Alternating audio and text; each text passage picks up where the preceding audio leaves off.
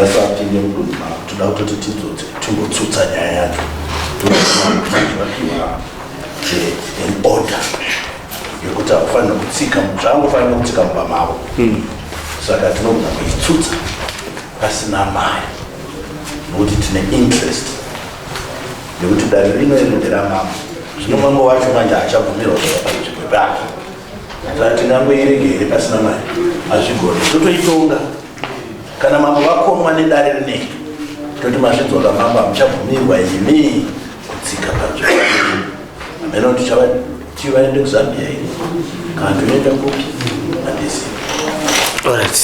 ngatiitongei ndaikumbira kuti changamira tiitonge navo nechinako zvakanaka tapuwa kodzero yekuti tifambe nenhau iyi pasina mushonongoro zvozooneka pamashure kana varoora vanopiwa chimuti wani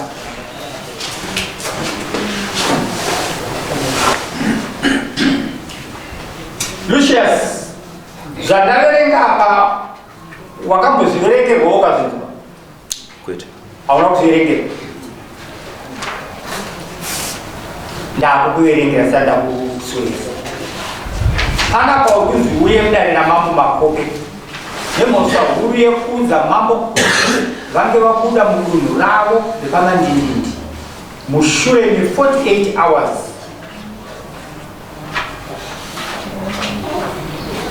Rukumbirwa zvakati kuti uye uzotsanangura zvazvinoreva zviri mutsamba yako, kukundika kwako kuuya kudare panhau iyoyi unori pamumeshana zvinowauya wazvinzwa. Tsamba yayo kutsanangurwa iri kupi? ndinayo munayo zvakanaka. Uchisimudza ruoko rwako Lucius, utini Lucius Kuntani? Ini Lucius Kuntani. Ini Lucius Kuntani. Ndichataura chokwadi mudare ramambo. Ndichataura chokwadi mudare ramambo. Chokwadi choga pasina nhema. Chokwadi chega pasina nhema. Mwari vandibatsire. Mwari vandibatsire. Usakorokoka basi. Panapa Lucius, adresi yako iri kuti Mandindindi. Ndopaunoka? Mavhu atsanangurwa mutsamba umu wakamboataura? Kwete. Hauna kuataura? Hauna kana kwawakanyora? Handina. Nechikonzero nei vakunamatidza mhosva iyi iwewe? Kusasiya. Pana naMishias vangani paMandindindi? 1. Anovani?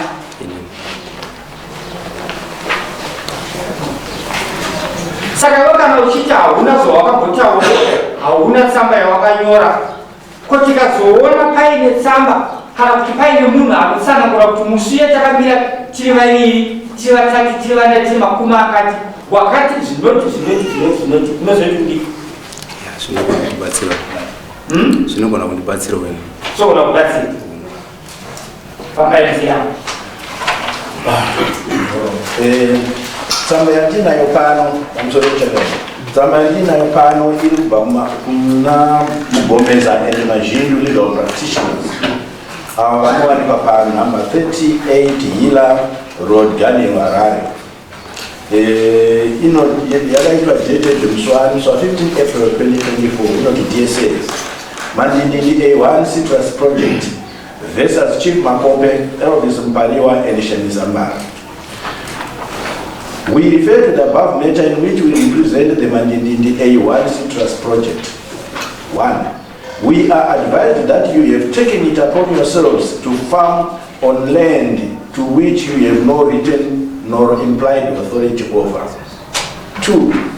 What you are doing is tantamount to criminal trespass punishable at law. 3. You are advised to desist from any activity on this land and to return vacant possession to our client within 48 hours of receipt of this letter. 4. failure of which we shall institute legal proceedings against you without further notice to yourselves. Yours faithfully, Gomeza and Imagine. Rotsamba yatikabata pana. Saka at least we Lucius tsamba yakaba yona. Oh. Yakaba yana mambo makope.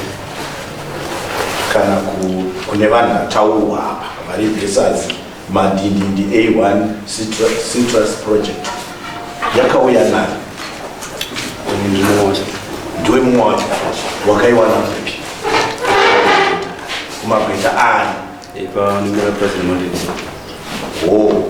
saka uri mumwe wevanhu ka vane nhamo kurave ndimi vanhu vacho kamakaenda kumalawyers mukanotaura kuti no isi toda kuti mambava vasave nechokuita ende vari kuti 48 hours kuti vasave nechokuita pamusoro pedunhu kana kuti nzvimbo iyi iri mudunhu ravo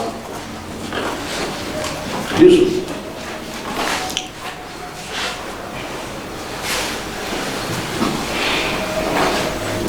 zvakabva pameeting yakaitwa nevarimi kumandini you of which you are part of it. Good.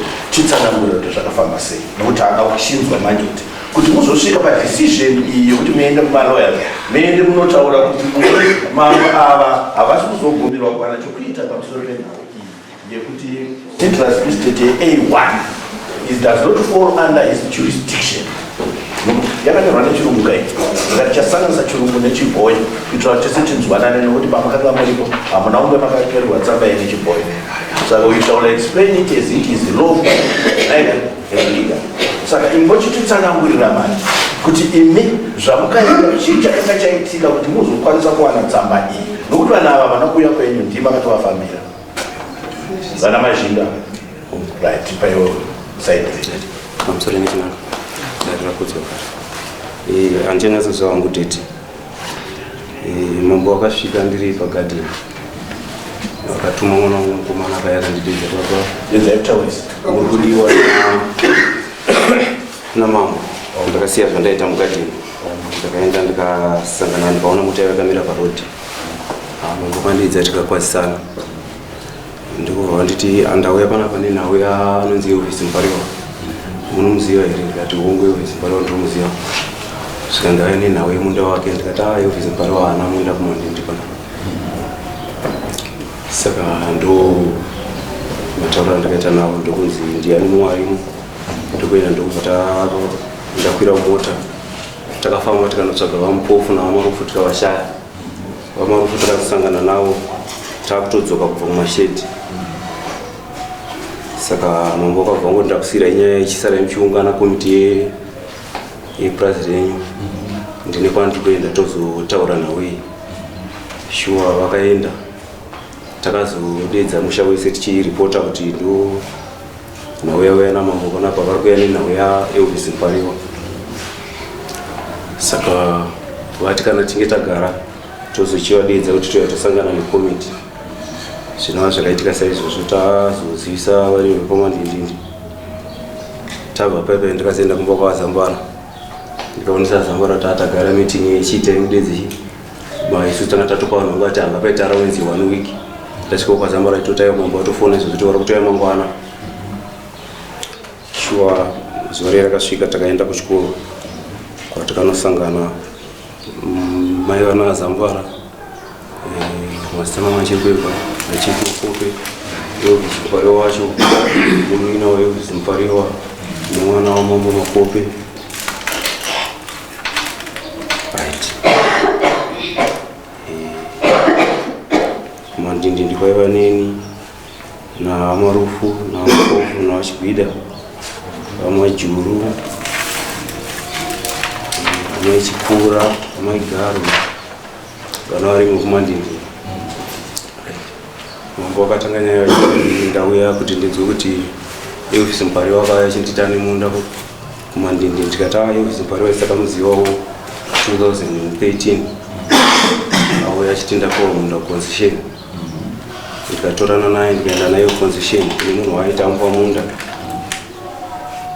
tikasvika concession ndikangotaurawo nango chimonisa kuti nango ndaona murume yauya ndachita ndapuwa munda kumandindindi harina ngoni akabva anditayo anonyepa iye ndiye andindawana munda kumandindindi plot number 43 saka taiva muofisi yeconcession yerenzi yayo harina ngondobva tahanix nyaya iyi ngatibude mune vanhu vakawanda muno andi tinotaurira paofisi kemapuranga kari kuseri kunoitwa zvizipi kuyako ndokwatakaendeko kuye ina ndachakazotaura vanga vangokakavadzana vari tu Davis Mpariwa harina ngoni uyu harina uyu Davis Mpariwa achiti aiwa kana achitondotambidza munhu aenda kuenda kumapurisa ndakutoenda kukoti uyu harina ngoni achiti aiwa iwo ndiwakanditi kune munda saka ndokaenda kukoti handiuye zvinova zvakazaitika saizvozvo tabuda kwekwe takazongota andakuenda shuwa pasina vanwiki takazoona Mpariwa atisungisa kuguruwe tikaenda nyaya yakatonga 2013 kusvika 2014 ikazoperawo pasabva kuguruwe. Alright. Inini nyaya yandikuda ndoda kuconcentrata zvatikatarisana nazvo. Nhau iyi mambo vakauya kumandindi ndozvamuri kutaura kakuruyi vauya kumandindi makawirirana kuti kudii ndo zvatoda kutinzwe zvazokonzera kuti inini muzoenda kumalawyers kana mukugomesana mambo hatina chatakawirirana mambo akangosiya kuti ipai Mpariwa munda wake right zvinova zvakazoita kuti tidedze musha wese tichiripota mashoko akanga ataurwa namambo kuti ipai Mpariwa munda wake mukuonesana tagara tine maloya tinoshanda nawo kufamba varimi ndobva vakwanisana kuti hatisati taita chimwe chinhu nyaya ngaidzokere kumagweta kuri kuitwa nyaya idzi ndokuenda kwatakaita nyaya kumagweta. Munozviziva here kuti dunhu rinerendera mambo Makope nemuri A1 hamusi commissioner munozviziva and munoziva kuti jurisdiction yamambo inosvika ku-A1 inenge iri yavo hayo hamusi commissioner according to the law. Saka ini ndiri kubvunza kuti imi muri vanhu vatatu muri anani pakomiti iyi? Ini ndine video chairman. Ini ndine video chairman. Ndiwe chairman. Saka ndiwe wakatungamirira vanhu vako nekomiti yako kai? Ndizvo? Ndakapiwa nyaya namambo ndikaripota kumusha. Pakuripota kwatakaita ndo pakabuda chisungo kuti ngatidzorere nyaya tisina chatati taita chiwaonesa ndo chimiro chiripo panyaya yakambotongwa. Aiwa. Iyi haisi nyaya yake yawakaudza kuna mambo kuvaonesa kuti zvinhu zvakamira sei. Apa makauya neorder barring the chief kuti hamufanira kutosvika kana kuita anything about nyaya iyi. Ndo zvamukataura ine. Ndo zvirimo handizivi pamwe chirungu changu chinogona kutadza kunzwisisa. Imi muri kupaini order pana nevalawyers enyu kuti ava mambava vari kupiwa chii 48 hours mazvinzi and you are advised to desist from any activity on this land. Lawyer rinopa here mutemo kana ndiwo? Lawyer ari kuteedza mapepa mamwe enyaya dzakatotonga kumashoko aripo national. Sasa wechingouya ka ani uya wani rikati wongozi ndamapepa ari kupa order iyi Gonzalo Mpariwa kuti ane offer letter oyi ngausema offer letter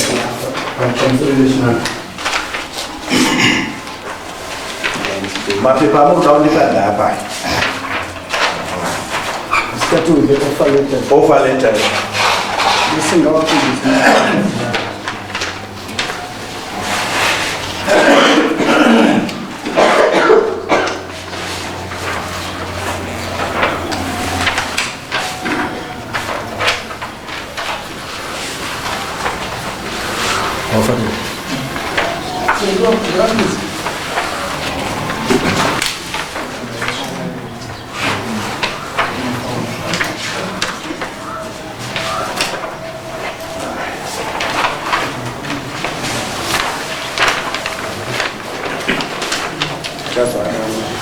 atinopa mapepa ndei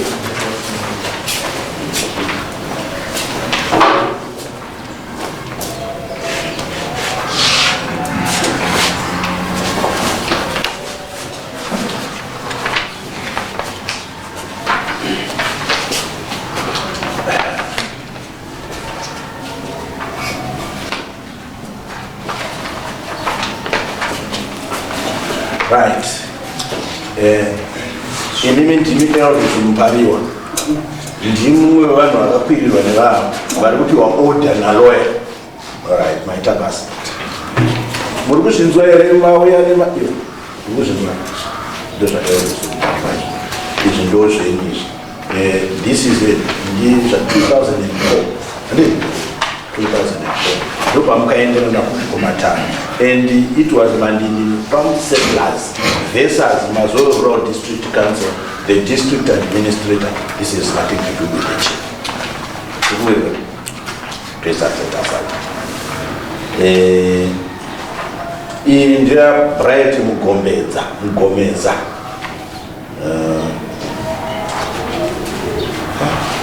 All right. Attention, Bright Mugomeza. They are computer. Further, yakanyorwa musi wa 28 October 2014, sorry. Further to our letter of 22 October 2014, in the above cited matter, we approached the minister with your request for him to intervene to stop the allocations, and his response was twofold. For you to approach the courts to interdict the DA from allocating land on your client's farm, at the same time seeking the eviction of all those he has allocated. Secondly, to provide him with proof of the allocations. Kindly secure proof of the allocations either by way of copies of permits held by the allottees or information by DA that he has indeed allocated land on the property in question, or any other proof you may be able to secure. Israeli Wanan no lands. 2014. This is a sign.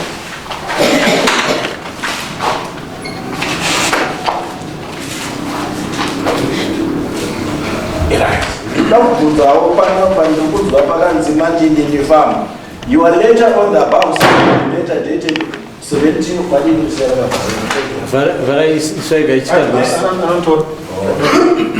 Your clients are now holders of an institutional offer letter. It gives them the locus standi of any offer letter holder to institute proceedings against any party who may interfere with their right to use or occupy the property. They can exercise that right after approaching the district administrator with a request for him to stop what he is doing, failing which they can approach the court for relief. The minister will also write the district administrator to that effect. Dwekulenza, year 2014. Vakanyora here. Vakazonyora here. Imi makazonyora here muchiratidza kuti zvinhu zvenyu zvaakufamba zvakanaka, uyezve vekulenzi vaida kuti vazive kuti minista achazonyorera kuna district administrator mapiwa imimi chi-authority. Makazozviita. Ndiwari kupindura. Makazviita. Iri pafuti.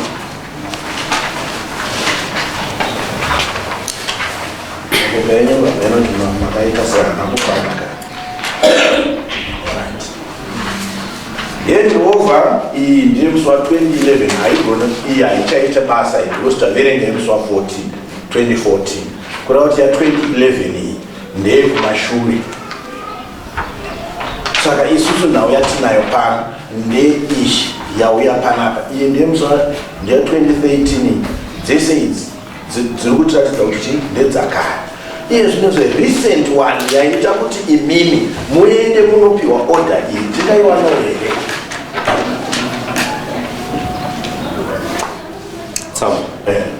Imimi ndimi chairman kutobvunza zvelisiti zvaita kuti tiende kunowana tsamba ine maminutes meeting yatakabuda pameeting yatakaita naMwari. Isa hatisi kurequesta yedu kuti makawirirana kuti kudini, but ndoda kungoziva kuti authority yamukawana kuti muende kunotaura izvo kuti mambo asatsike munzvimbo yenyu ndeipi and yakabva kupi, which constitution. Zvakabuda maminutes meeting yatakaita munawo ndo ari kualoya maminutes wayo ari kukoma mambo kubvira musi wa 15 April 2024 akasati watsika munzvimbo iyoyo. From Swami? 15 April 2024. Sumna June. We are talking almost 2 months. Samyaga originated from South 15 April 2024. My minutes are I can know why. I was in the Google so 2024 15 April. Mambo waka botsika ikokwe. Kana kuti Elvis Mpariwa kana kuti Sheni Zamba. Tsika ku. Nzvimbo ya musuru vane chikuita ine chavakaita. Kunzvimbo. Vakaita. Elvis Mpariwa akatomboya kare. Ndobva zvazvoita sei ndo pandani chida kuti ndisi kuti what action did your lawyer take? Ndovatawo munhu wacho wachikaro. Ndobva zvazoita sei. Ndovatamwe miro takadaro. Okay. Wakadyarwa chakapamusoro ngatiwira ngora ngatiti pakadyarwa makanovataurira here malawyers kuti panhu paya pakadyarwa vakatichi vakanyora tsamba hanzi you are advised to desist from any activity zvino activity yakaitwa lawyer makanomutaurira akatichi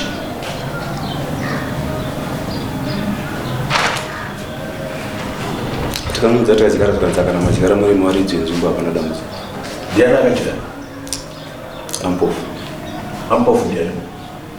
Vari kusaidi kwenyu here?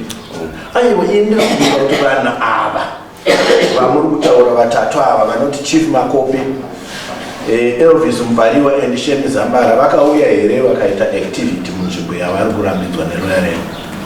Hapana zvinhu hapana activity yatero. Akarima ipapo. Akarima ipapo ndiani? Papi? Panzvimbo iyo yumpofu ndio muto akarima akadyara ndiani? Panzvimbo iri kurambidzwa yarambidzwa ava vatatu. Makanodyara inini nanti makudzwa ndakazvaringira mukati ndimi makadyara pamamarima here kana kuti pakarima nemunhu. Ampofu akadyara pamundu wavo wagara achirima ndongori Elvis Mpariwa. Ndo zvamuri kutaura ine saka iyi nzvimbo yaaniyo kana uchiona Ipi? iwe Yakarimwe pamandindi. asi makawirana kwenyu makazoenda kunotaurira kuti mambo vasatsike panzvimbo izi. Nyaya yamuinayo pana murezi haisi yekurima, inhau yekuti makarambidza mambo kuti vasawane chokuita maererano nenhau iyi. Mameno kuti kunzwisisana here nawe? Let me help you assess something. My friend, according to the Traditional Leaders Act, you don't Masimba, Chapter 15, Traditional Leaders Act, Section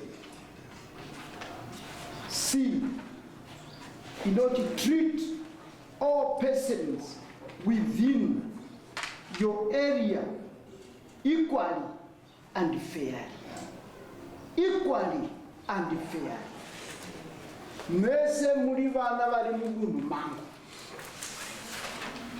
Report rwakauya achiripota kuti akapuwa munda wake apiwa, imini makaenda mukatanga kumudzinga muchirima imimi munda wake, imimi mune ploti yenyu, iye akapuwa ploti yake.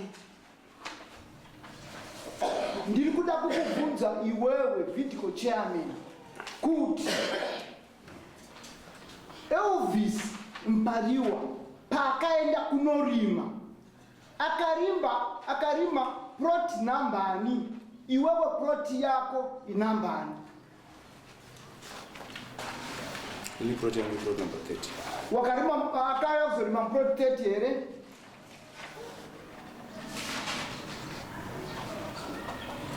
Mpariwa ana munda kumunda. Ndati akayozorima plot 30 here?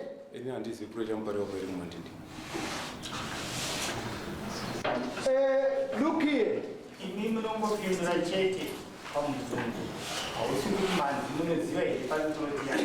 Listen. Ini munofanira kungopinda iroti zvanzi akazirima muploti yenyu here number 30 hungu kwete kungoti kwete furuso kana iri hungu igungu furuso akarima muploti yenyu here number 30 hungu akarima number 30 plot ine offerete 130 ndo mune mashades mune no. Look here. I have a map. Ndine map yedunhu rangu randine masimba naro nemugariro wamakaita. Iwewe wati plot set. Christopher Marufu plot number yako number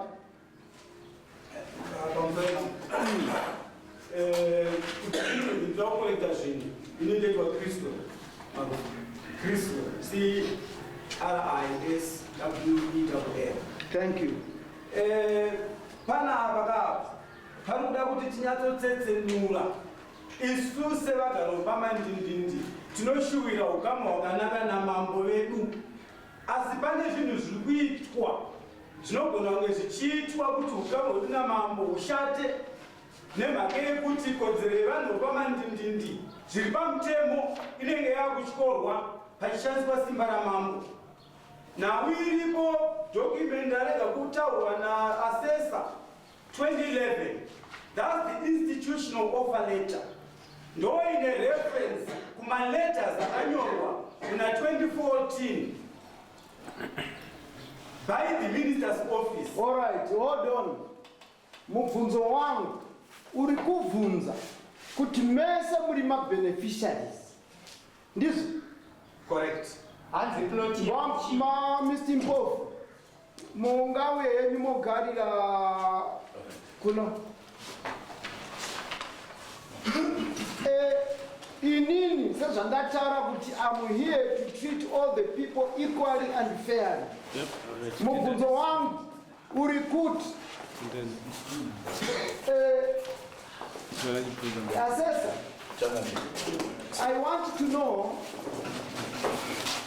the powers or the mandate that has made each of these people to claim that they've got land in Mandibi, which is identified by plots and in numbers.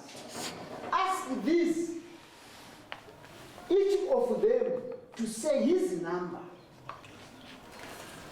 Right.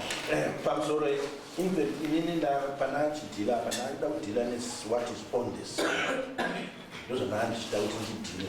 Because the case yakati rebe ini ma-incidents ma-events akaitika akawandisa from 2011. I don't know kuti ndaona pakati 2004 kusvikira right now but only 20 years. 20 years. 20 years. Ndizo pamusoro pane panoda kubatsira udari ndichaka mapepa akasangana. Pane ekutanga a204 ndiye murungu aripo ndo ane maodha pane imwe odha yacho yavari kuisa ivavo. Pozoita imwe mamwe mapepa acho ndiye kanzuru yapo. Saka vari kusanganisa mapepa. Ngavataure kuti mapepa akamira so kusvika Elvis auyawo mapepa akamira so ngokuti nyaya iyi dzipatsanurike. Now iri kunetsa pana chamapamusoro mukati they have got no power to evict me. They must be in charge for that. Ndozoenda kwabamasimba yekutaura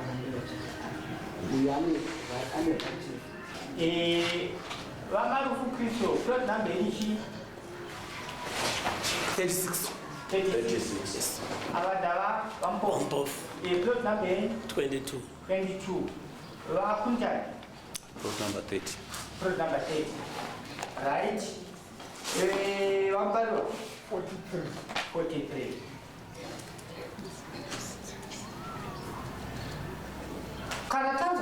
namba dzevana akasiyana-siyana.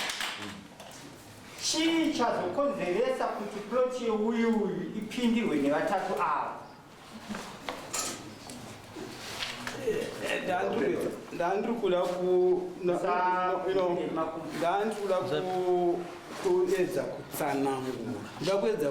kutsanangura zvinonzwika nedare, utungamiri hwedare hunzwisise udzamu hwenyaya yamuri kuhendla, nenyika iri munomu igonzwisisa.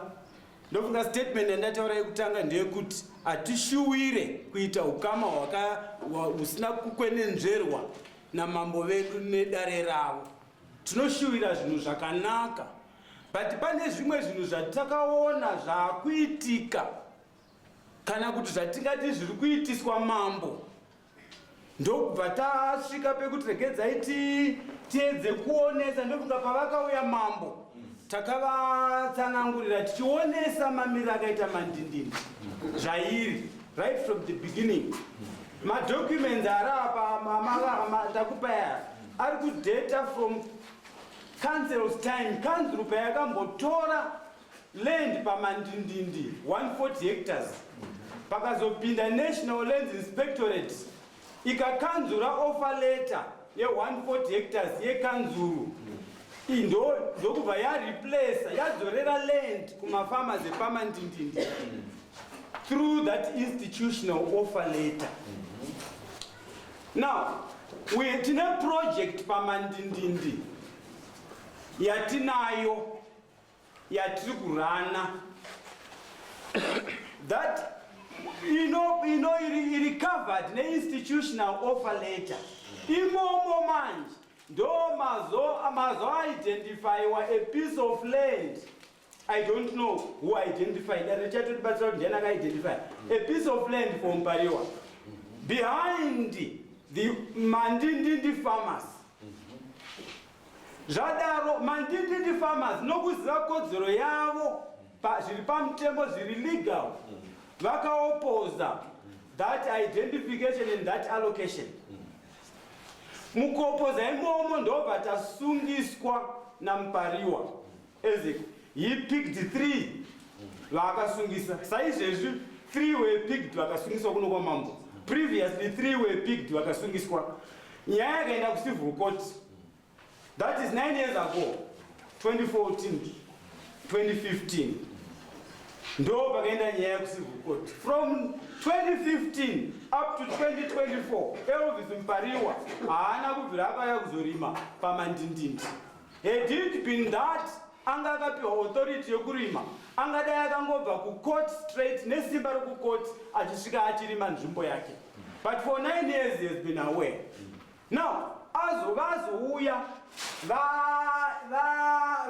paiswa mambo makope pamberi kuti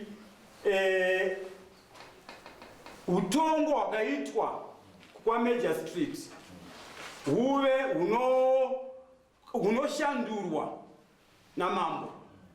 Ndo pazosangana vanhu vepamandindindi vakatadare namambo, vakaonesa mambo nemakurukota avo kana nemburi yavo vakanga vauya nayo kuti mamiriro ezvinhu ndeawa.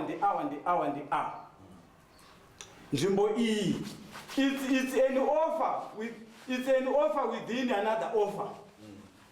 Ndo nyaya yaElvis Mpariwa. Ndo pe pari kunzi kwaMinister identify one of the offers dzamuinadzo dzemabeneficiaries dzitibatsire to effect. But isusu tabva kucourt takaproceda nebasa redu tichienda mberi sezvatiri kuita kusvika tazosvika pekuti mambo vazouya manje vachiti Elvis Mpariwa ngaawane nzvimbo yake. Isusu takaenda tikanoisa tikawirirana kuti ngati nyaya yava nemacomplications ande tinonzwa kuti magwete anoti kudii, tikaenda tikadzoka tiri muperiod yekuti tidzokere. Elvis Mpariwa ndobva aunza tractor, ndobva asvikorima munzvimbo yedu. Arima mafarmers vakati isusu atidyarei kwakadyarwa wheat ndo iriko wheat uyarima wamupariwayo tractor ichibuda mafamasi vachidyara wheat right ndobva pachirongwa manje kuti kugweta ngakuendwe tinopa update yemalatest developments ndo pazonyorwa tsamba ine question namambo manawo ndo panyorwa tsamba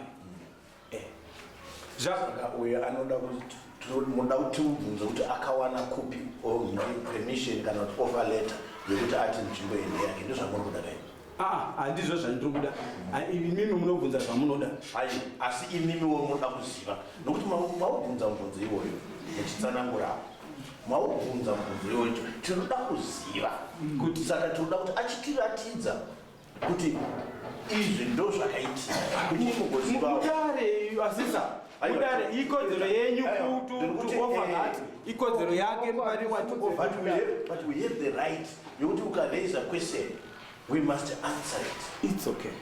Saka toda kuti vapariwo vachititaurira manzwi vamubvunza kuti how where did you get the authority and the main plot yenyu iploti nambari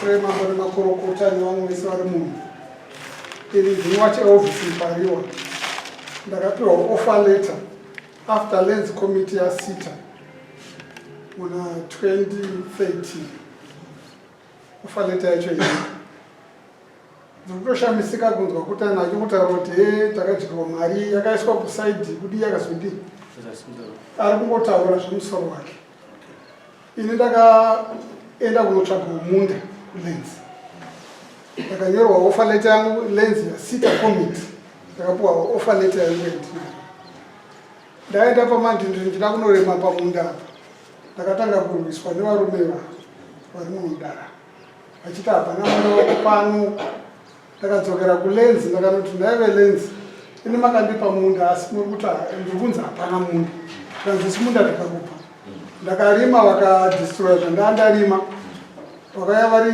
nemasipani matatu emombe ndadhiska muna 2013 masipani matatu emombe nevanhu vandarika 20 vakavhorongodza zvo zvandaida kudyara mapotatoes ndakazvisiya ndakadzokera kuLens yakanditi nyaya nchiendai nayo kukoti ndakavaendesa kuguru wakoti varuma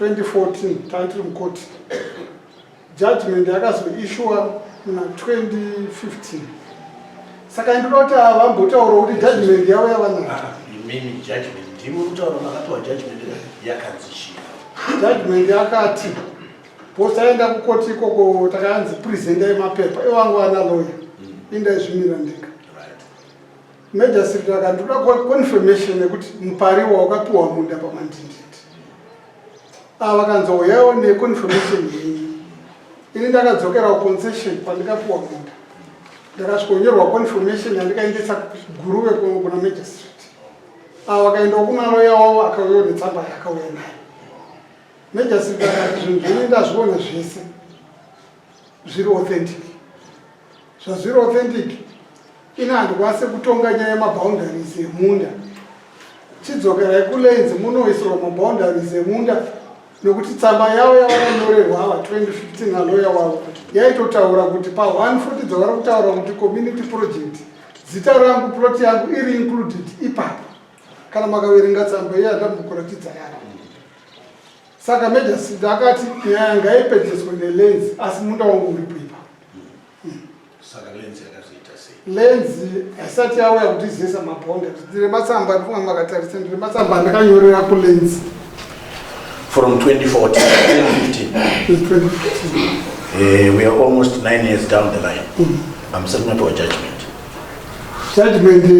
yakapiwa yakadzi Lens inonomaka maboundaries ndokulati havasati vayazomaka havasati vamaka what is the reason pandinoenda ikoko vanhu vachiti tichagara pasi ticharonga mafambiro atinoita kusvikira maLens officers anenge achingochinjwa asi currently aripo ndakataura naye akati nyaya yenyu ndiri kuita sechadhivana plot number yaiti chii according to the allocation plot 43 plot 43 kana ne plot 43 here amana chichi Let me explain.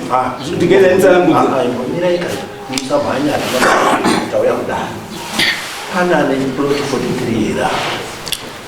Maplot command ndakapera pa plot number 39.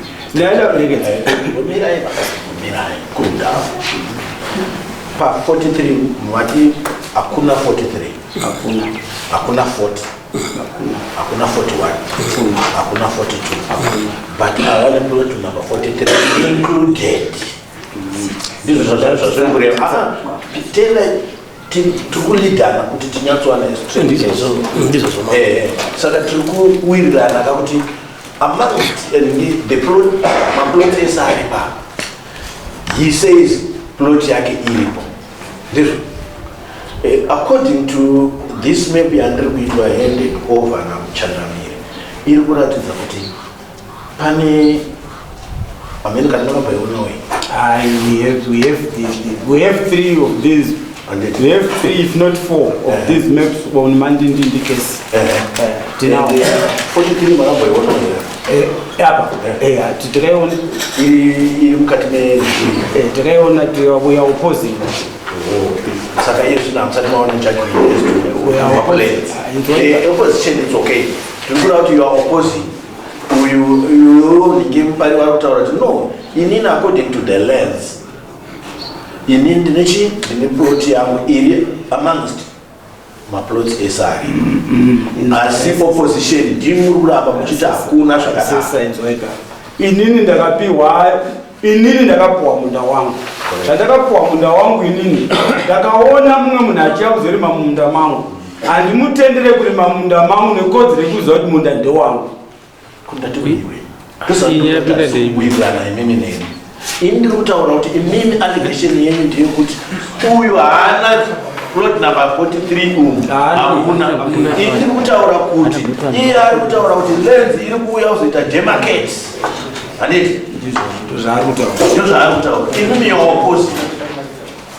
Kuti no hapasina further demarcation ichaitwa nokuti already tine minda yedu iyoyo hachabvumira mumwe munhu. This is what you are saying. Saka tiri kupesana papi. If you can only be patient and listen, I'm listening. We won't have any problems in understanding one another. Yes, I'm listening very much. I think machines was another. You are part of these people, these men. Machines was another because you are in Raskamicha. All right, it's okay. No. People, they could ish, maybe. Even with 39 masters, give my plots are removed. Here are what maybe 43 my plots are removed. It's only a misunderstanding between you two people. Because here are what 43, even with 39. Whose business is it to demarcate my plots? Is it your business? Or there is someone already designated to do this job? And it learns doing it. So we are and this I'm still pushing. Couldn't ndipiwe plot yangu as said in his offer letter. So we don't have to argue. You're right. Could more not lens ya nowhere. Then you can argue your point. But no. But in lens, as far as we are concerned, this was what my plot said. Those are till those are till. Years we are 39. Why are we having the 43rd one? Those are I don't think any problem we have in understanding a simple issue like this. Are we together there? Yeah, I'm listening. Saka now we respond to Toyota say vampariwa. Because as we stand now, van panema for 9. Imim offer letter. When mangos are idle outside there, you're not doing anything. Now marimi wa imi marima imi van vauya so primira mkati. Imi amunachi amutolina kana judgment. Yokuti pamarimirwa maenda manomangara imi mamangara maita se amusati maona ma results ipapo atikutora pakarimwa pakaiswa witi kuprone sambacho yokuti chi ndikaendesa kulenzi vakati chi ndopa wakati vari kuuya handiti nokuti koti yakatoti ngapa tinoiswa mamax anozooneka chacho anoiswa nelens anonyazodimaketa handimbokuona zvatikuta mati munonzwani pamusoro taurezve Pamsori assessor. I think to be very honest enough, concerning that map, and concerning maps ari kuuya, we are not disputing isusu kuti munhu asapiwa munda is Zimbabwe. Isu tiri maZimbabweans. And tiri kunzwanana naye. We don't go against zvinhu zvinenge zvaitwa zviri legal. So maps aya they've been written and written in favor of people. And tiri kunzwanana to trying to accommodate zvinhu zvinenge zvichida vanhu vari offices. We should not deny that. That is what happened. Right. Nyaya yampariwa. To be very honest enough, Mandindindi is fully occupied. Sorry to say that. According to population yewanhu wakaallocatwa nzvimbo paMandindindi takatokwana. So asine kuda kwekuti people in positions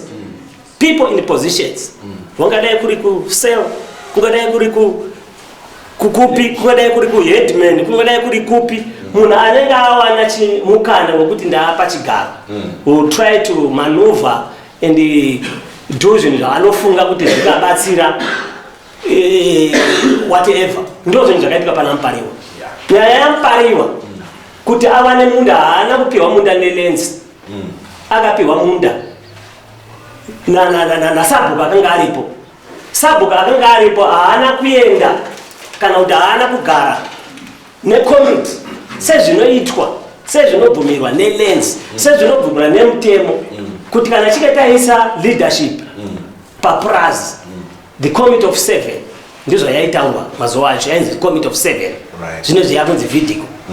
Kana pauya munhu ari kuidentify nzvimbo, munhu anoenda kucommittee of 7 ogarurwa pasi konyorwa recommendation letter inoenda kuLenzi kuti aiwa tine munda wakati, tine nzvimbo yakati, anditi kunzwanana from the committee of 7 munhu opiwa.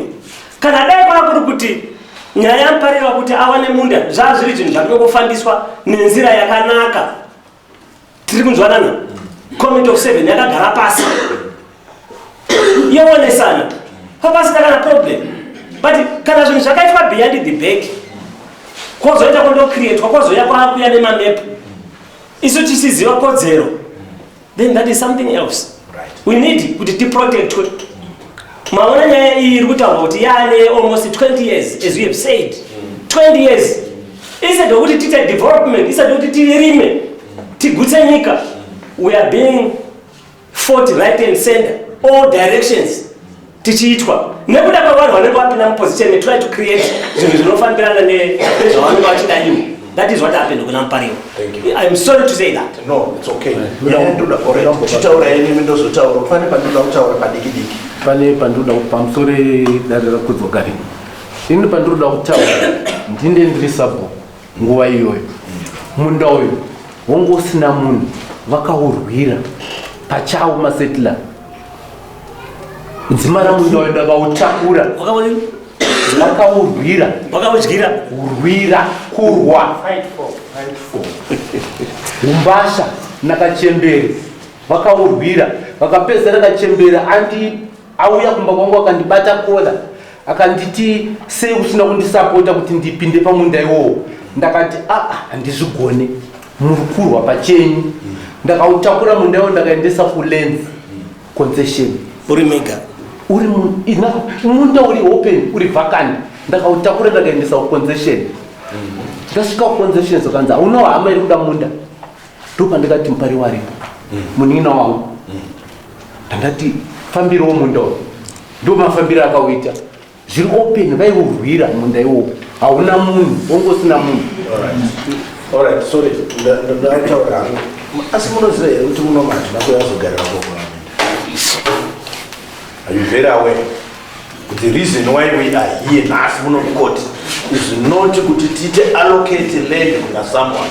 This is the business of the land. Correct. Nyaya tainga pan murukuiziva here is simply for this. Why did you go kunondita bar kuti ndisawane zvokuita kana kutaura pamusoro penzvimbo iri mupango namamba ndovanhu zvese zvokuvanha mbelendi kana ndai maploti enyu havana kutaura kuti ploti ndiyaningi kana kuti ndiyaningi vati ko imimi munoenda kunondimhangarira kuna loya. Okay, let me answer. mvunze iwo ndopindura pamusoro ishemakopi pamusoro iasai ini ndoitwa Kristo Marufu patsamba iyoyo ndofunga makaicherechedza hapana zita rangu ava ndiHenry Mpofu hapana zita ravo uyo ndiLucius Kuntani hapana zita ravo mzanongedza mzabari mutarimo sorry for that Right.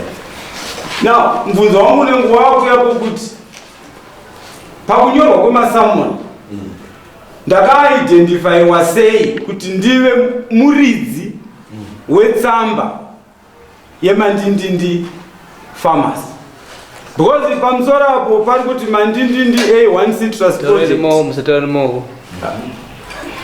magestures so I understand mandindindi A1 citrus project versus Chief Makope, Elvis Mpariwa and Shimi Zamba. Ndakubvunza udare rino kuti inini kuti nditorwa kunzi ndini muridzi wetsamba ndofana kuya kuzotsanangura zvainoreva zvakauya sei. All right. Ibomira, I will pose that question, I will answer it later.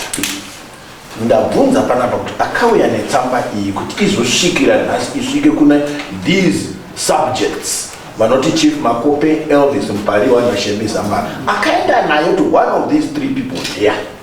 I'm one of them.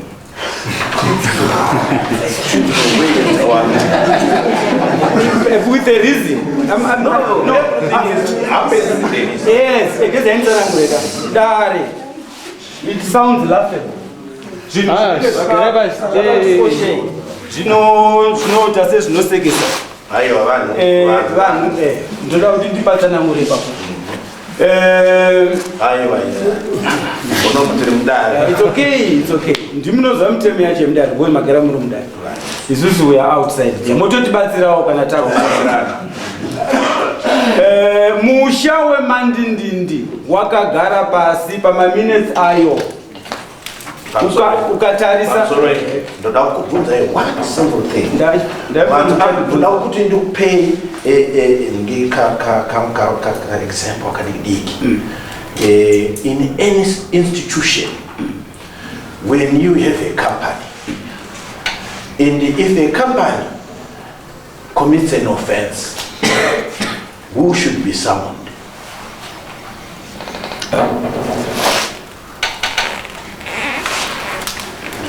Repeat yourself. All right. Pakambani kana kambani yabatwa kunzi yadira mavhu kana yadira oil murwizi anonzi inenge chinzi musika kambani anobatwa ipapo yana anoenda kukoti. Leadership. Are you not part of the leadership? Well, let me explain. If you're part of the leadership, I should explain. no, look here. You are part of the leadership. Are you not part of the leadership? Are you not part of the leadership? It's a simple answer. It's a yes or a no. Kana magandi tsimbirira. Hapana kukutsimbirira. Remember yes or no. Yes. Where I feel in my heart. You are a leader. If you are not a leader, then we don't require you to say anything about this. You should as well leave that chair and go and sit in the back. Matana maitawo pamuri kuita zvinhu zvenyu ndiwo maonera munge muchida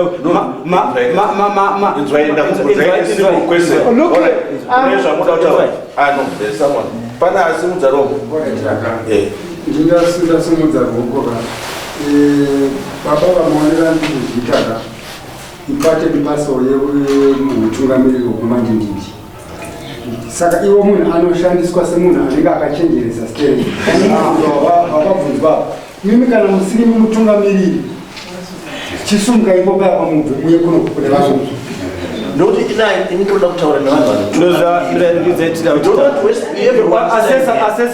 nditenderewo sekuzimbabwe nditendereiwo nditaure kodzero yangu. First of all, answer my question, then I let you talk. Answer my, are you part of the leadership or you are not? If you are not part of the leadership, please don't waste our time. But if you're part of the leadership, you say yes, then you explain. Okay.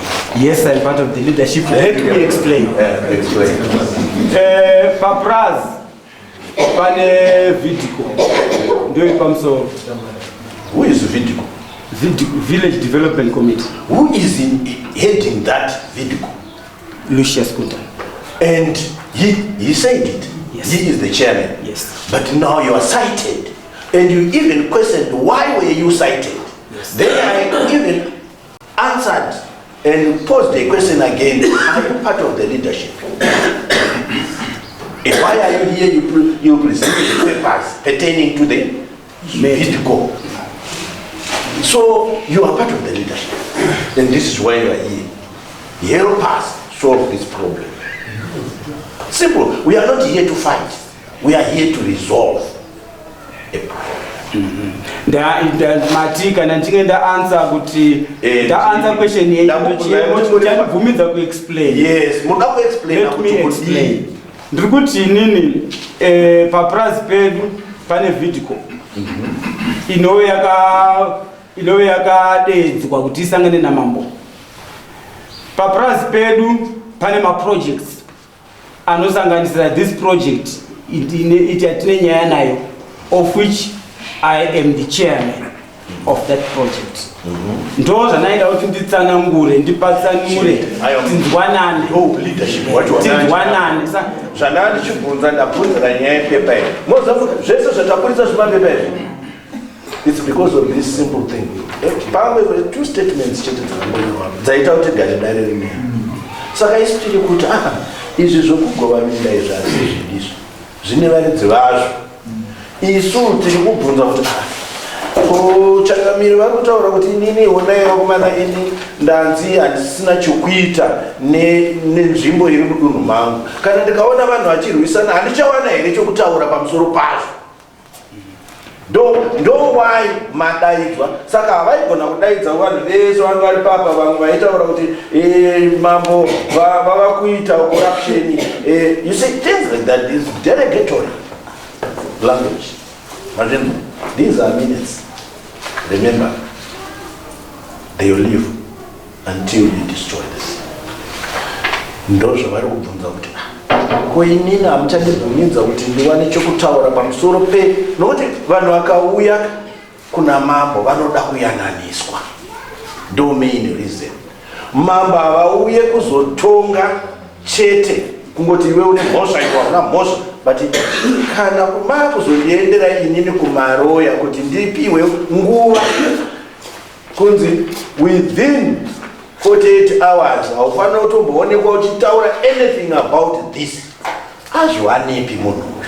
Saka tabvunza kuti akazoendawo kuti mambo vatadziswawo kuti vaende panzvimbo yemandindindi ndiani? This is why you are here, gentlemen. Musha, sorry mandindindi, ivo vatata vanobvuma here kuti mandindindi iyi iri mudunhu ramambo kana kuti kwete Makope? Zviri pachena assessor, iri mudunhu raMakope. I'm sorry, ma'am. I think to put the record straight, nyaya iri apa ingangwa terminology ingada yakashandiswa. Asi the direction yakange kutaurwa apa maverengere angu ndiye kuti inyaya ye position yeland yakanga yakurimwa nani na Mr. Mpariwa ndiyo iri kutaurwa, nokuti kuti mambo awabvumirwe kumandindindi no, ingada yakutokanganiswa. Yes, inyaya ye nzvimbo yakanga yakurimwa na Mpariwa iri mu citrus ndio nyaya iri kubuda ipapa. Ko vakadiyo munhu lawyer remimi maenda emimi makadii kusvikotaura kuti Mpariwa ari kuda kurima munda munzvimbo isiri yake yadiyo ati makasiya this chief, the purpose yokuti Chief Makope mungadai makasiya ipapa. This is why you are here in court. Yet you written to Elvis Mpariwa, it was proper because you are fighting a war with Elvis Mpariwa. Let me explain. Munoona vanhu vakagara vakasuka chisungo chavakasunga. Nyaya izvi nyaya dzakuitika panapa hatingadzigone tega. Ngatidzidzorerei kumagweta. Very good. Dzadzorerwa kumagweta. We believe kuti gweta rinoshanda nemutemo. So we sought legal advice. Ndio yatakawana. Yeah. Okay. Do you think gweta renyu Mugomeza and Majindu knew that Chief Makope is also part of this scam? Musina kutaura kuti Chief Makope, because there's no document which says Chief Makope is also fighting with you. My lawyers vakabvunza sei. Vakabvunza kuti zvatanga sei. Tikatsanangura kuti Chief Makope vakauya naye Ruzimbariwa. Vakaita dare ne-leadership.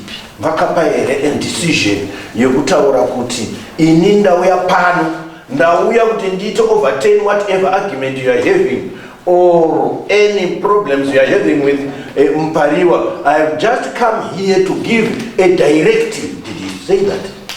Pamusangano wenyu mambo vakapa directive. Answer irikuwanikwa pakuya kuti netractor kwa Mpariwa achirima. No. Mpariwa did his own act.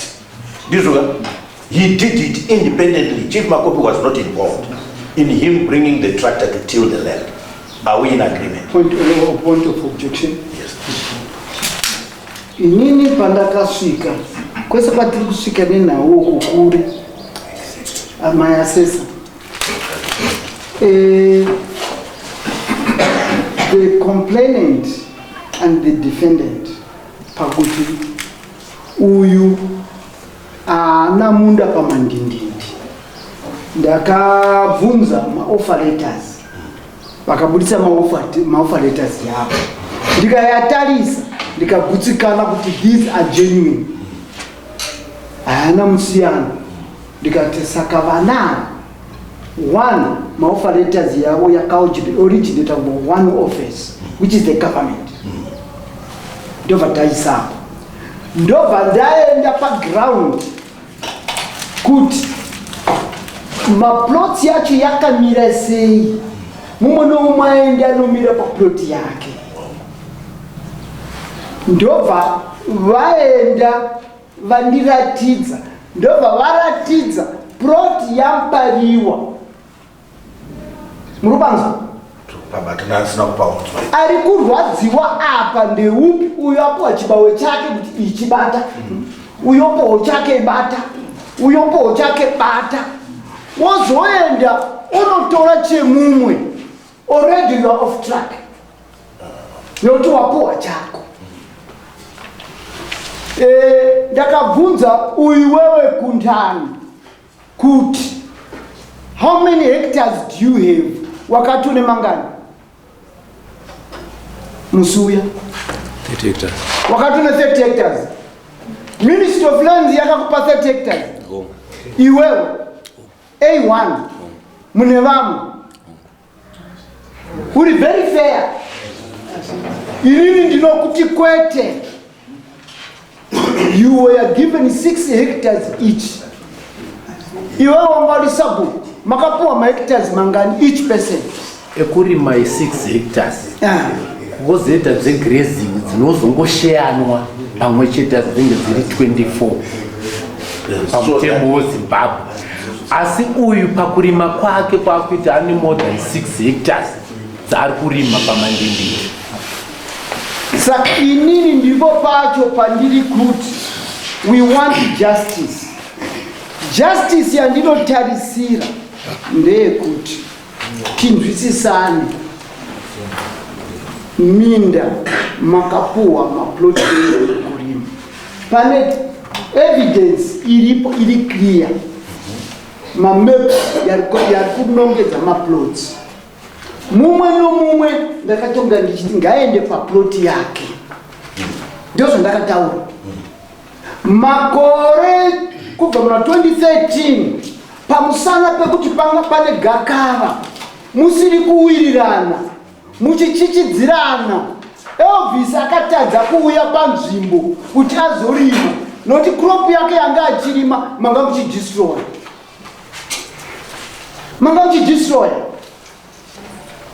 Inini ndauya mukati menyu imimi vana vangu kuona kuti makagara sei. Ndakasvikoona semubereki anofanira kuita resolve madisputes, ndikaona kuti no, mumwe nomumwe ane munda wake hapana chokishata, mumwe nomumwe ane genuine offer letter. Izvozvo zvakakwana kuti ndipe masimba kuti each of you is legally located land. Ndikatevera zvino ini ndaya ndatonga ndakuunganidzai ndikasiya ndakuenzanisai ndikati vanangu chiitai kuti mumwe wenyu uyu aende paploti yake anolima paploti yake. Ndini ndakamutati enda unotsvaga tractor uende unorima paploti yako kwete yemumwe. Akaenda akarima paploti yake. Ndipo pandakanzwa kuti paploti ipapo pakaenda kunodyariwa nemumwe munhu achisiya ploti yake, kureva kuti anga ari kuchora murawo wangu noti ndakatonga zvandinovimba kuti this was justice. Saka now imimi makazoenda kunonyora tsamba kumagweta, handikurambidzei kuenda kumagweta. Mudare rangu inini mambo makope weZimbabwe handina gweta, nokuti inini pachangwa magistrate. Saka ndanga ndakapa mukana wekuti titeererese pachivanhu chedu kuti ndiani akadzvinyirirwa handina kuona. Asi pakuzoenda kunoti mambo aenda kunorima muminda menyu, I must be evicted. Munda wandakatorera ndiani? Ndine munda kuno here ini? I have not filled. Asi matsamba yenyu yemalawyers yenyu yayoti 48 hours to victimize the chief. I have the mandate to rule and judge in this country. I'm empowered by the president. Azvida kana kushanda ko izvozvi pacitrus iyoyo since 2013 pane production yipi yamaita ndisikuona maorange munzvimbo ino. Can you, one of you, the chairman, answer why is there no production? Let me answer, sir. Answer. Why is there no production? I don't want to hear the stories. Inyaya yekurwiswa. No, hold on. Yes. Saka kurwisa ikoko kuno wake kana madonza 20 years pasina chabuda and vanhu vachitine ntiri munzara. Michero inokura yega kune migwavha ya destroy. Right. Apana development. When there is war, there is no development. Saka panga pane war, yandaya kuzotaura inini kuti kune gwangwa za demu uko. Pano kwanza kushandiswa kuti pavene production. But because of your conflicts, inini andina kuona magwava, andina kuona ma oranges, this zitare kuti citrus. And iye zvino so, I was told kuti citrus iyoyo paroda kuti paitwe training pekupota pachitrainwa kwevacation. All those things ndimi makagarira land. Saka imene muri kutobloka, you are sabotaging my land. Muri kuita sabotage to my land kuti murege vari kuda kurima muri kuvavharisa imimi vekomiti. Saka yo committee ndauya kuzosangana nevana vari mudunhu mangu, ndimi vandiri kutaurira malawyers yenyu, ndiri kuvachaja imi ndiri kuchatakura pepa matsamba yandiri kutonga muno kunovataurira kuti mambo weShangure ati munoripa kwandiri kana vachida vozouya tosangana kumusoro, nokuti havangagone kuya kuzokanganisa vanhu vakazvigarira mudunhu uyu ane kodzero yokuchema 20 years achitererawo oyawo ndine vamwe vana vari kuita justice momubroka oyawo rima moenda morima imini. Is that humanism?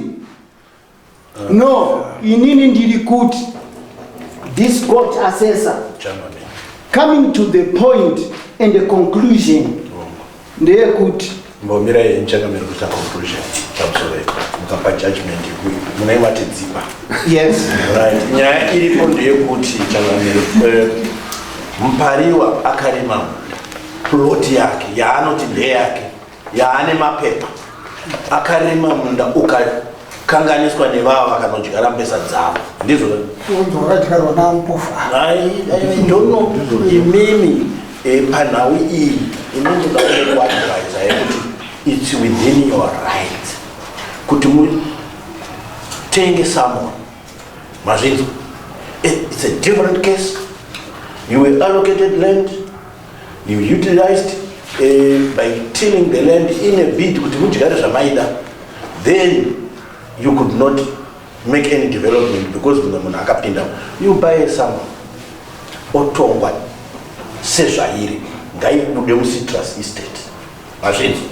Then iyi yatauya naye ndiyo yandati I don't think Chief Makope was supposed to appear there as a defendant. Yaitwa neCitrus estate yanzi Mandindi A1 Citrus project ndiyo yatikuchaja pano.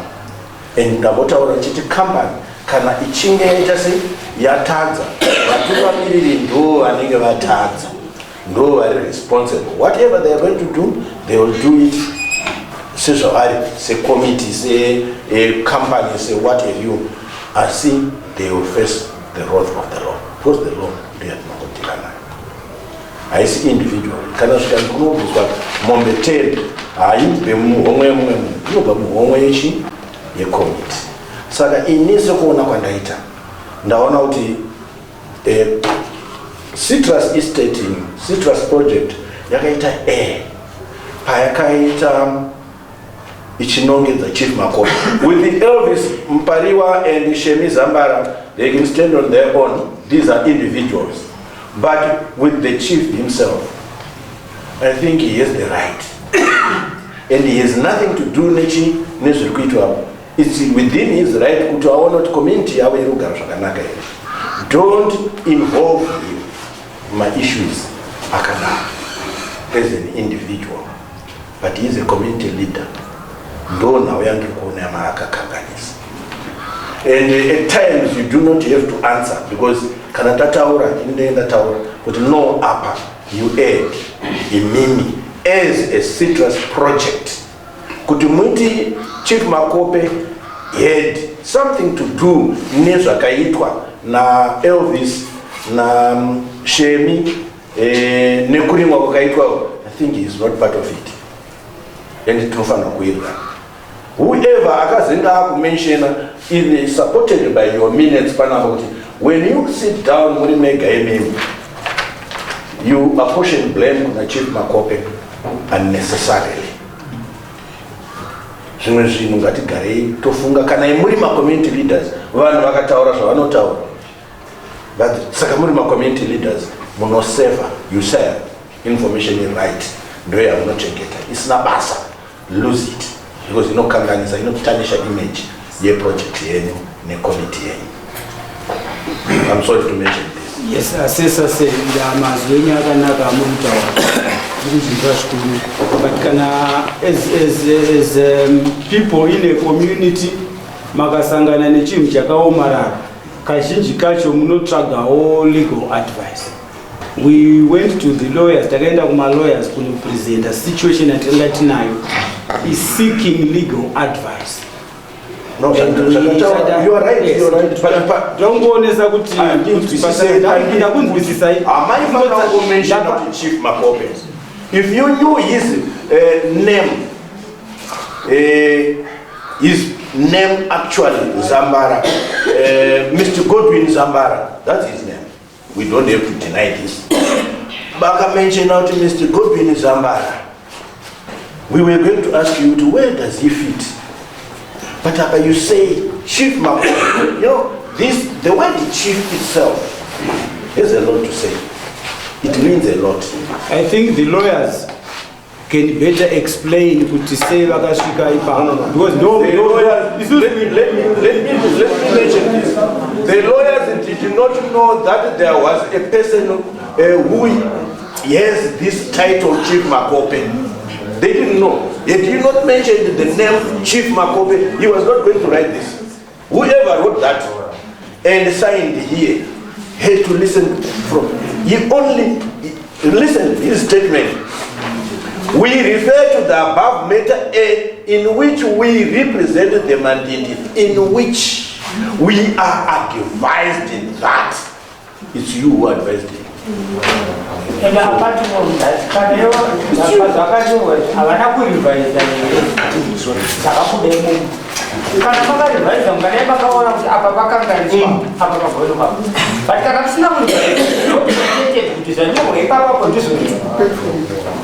we are advised, you advised him, and he put it exactly, not a lawyer. Tell him what you want, he puts it exactly as it is. If you want, he can defend you further, but the fact still remains, he will never appear here and defend you.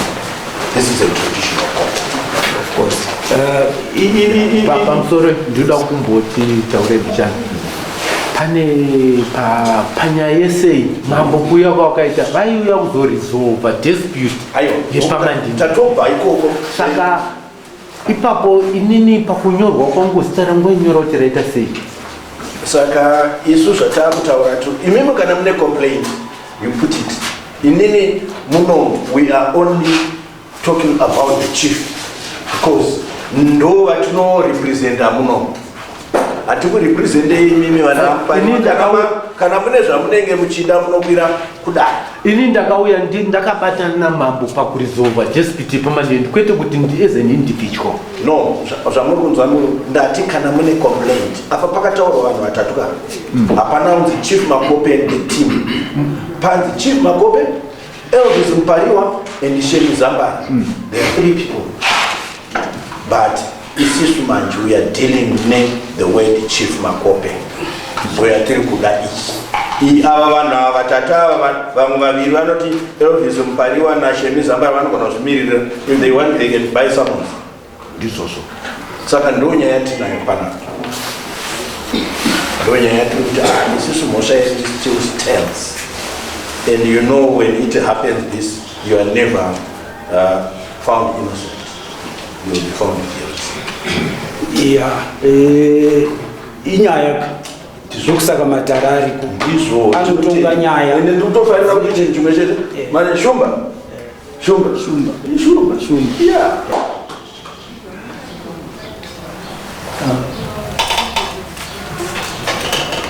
Yose ndikavatarisa kuti vana vangu mudunhu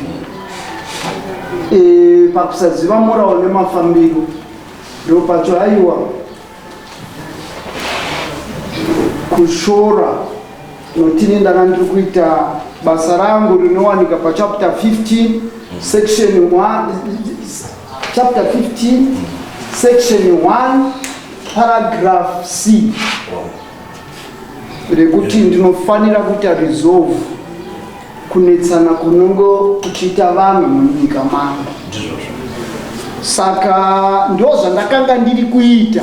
Saka vakaenda kunotaura nepasipo ndikazonyorerwa magwaro nemaroyazi yavo kuti ndifanire ndibve 24 hours pandakanga ndisiri asi vachiti ndibve because hapana ndiri kuyananisa vana pana plaintiff nedefendant. Magwaro yese yaripo yavakafamba nawo kumurawo werenji negovernment makotsi yese.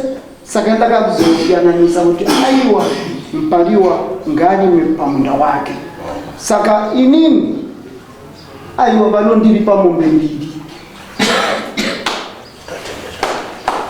Ndizo chetere Ndona ndizo zvichitate. muri kuzvinzwa kazvataurwa izvi.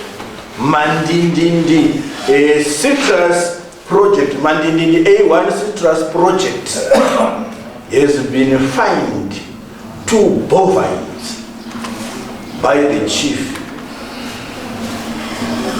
for unlawfully and carelessly mentioning his name in disputes which he is entitled to solve.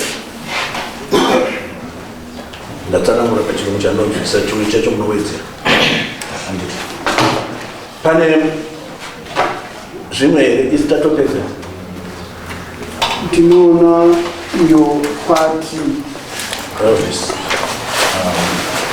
Mapepa inoda umututsara. Pane only one Samuel Rabadar waka out of Hapana rabadara. Hapana rabadara. Ndosara kubvunza paipa ndikati ngangu yavisika wandiva kubva. Yatopera because someone else I don't play. Okay, very good.